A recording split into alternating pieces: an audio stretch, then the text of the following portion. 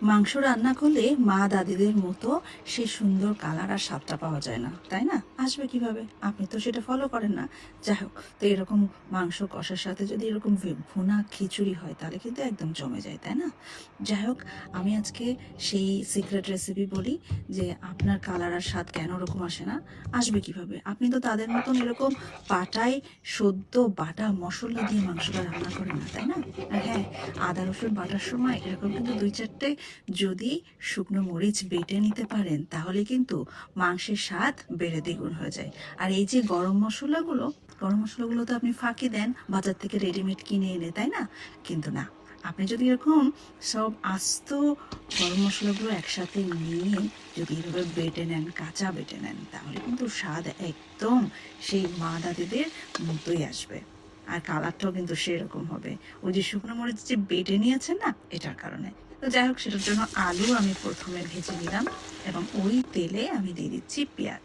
পেঁয়াজ আর রসুনটা গরুর মাংসে আমার মনে হয় একটু কম দেওয়াটাই ভালো, কারণ গরুর মাংসটা তো গরম, আর হচ্ছে এই গরমে পেঁয়াজ রসুনটা একটু কম খাওয়াটাই ভালো। তাই আমি অল্প মশলায় কিভাবে মজার মাংস রান্না করা যায় সেটাই দেখাচ্ছি।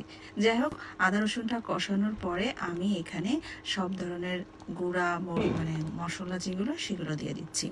মানে যা যা লাগবে, জিরা গুঁড়ো, ধনিয়া গুঁড়ো, হলুদ গুঁড়ো, গুঁড়ো মরিচ সামান্য, কারণ আমি এই যে বাটা মশলা দিয়েছিলাম, মানে বাটা মরিচ দিয়েছিলাম, এই জন্য গুঁড়া মরিচটা একটু কম।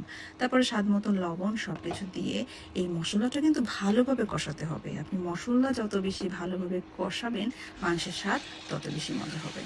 মাংস কিন্তু দুইভাবে রান্না করা যায়, একটা হচ্ছে মাখা মাংস, মানে মশলা মাখিয়ে, আর একটা হচ্ছে কষিয়ে। তা আমি কষিয়ে রান্নাটাই বেশি প্রেফার করি, কারণ কষিয়ে রান্না মাংসের স্বাদ অন্যরকম আসে। এই যে এখন হালকা আছে, চুলাটা ঢেকে দিয়ে মাংস আমি কষাতে থাকবো। তো মাংসের ভিতরে যতটুকু পানি ছিল সেই পানিটাই বের হচ্ছে, আমি এখানে এক্সট্রা কোনো পানি দিইনি, আপনারা দেখতেই পাচ্ছেন। তো কালারটা ইতিমধ্যেই অনেক ইয়ামি আসছে, তাই না? একদম সেই গ্রামের মাটির চুলা রান্নার মতো। এখানে আমি অল্প একটু গরম পানি দিয়ে আবার কষাতে দেব। প্রায় ২-৩ বার আমি মাংসটা কষিয়েছি। আর মাংসে কিন্তু গরম পানি দিতে হবে মাস্ট। ঠান্ডা পানি দিয়ে মাংস রান্না করতে হয় না। তাহলে মাংসটার কালার, টেস্ট এগুলো সবই নষ্ট হয়ে যায়। আর হচ্ছে মাংস সিদ্ধ হতেও দেরি হয়। এখন আলুটা দিয়েও আমি আরেকবার কষে নিব, তারপর ঝোল দিয়ে দিব। আর এখন সেই আমি বেটে রাখা গরম মসলার মানে এগুলা দিয়ে দিলাম। এখন আমি ঢেকে দিব আস্তে আস্তে। আর এখানে আমি তুলে নিয়ে সিদ্ধ হয়েছে নাকি দেখছিলাম। এটা অবশ্য একটা টেকনিক, কষা মাংস খাওয়ার স্বাদ আলাদা, তাই না?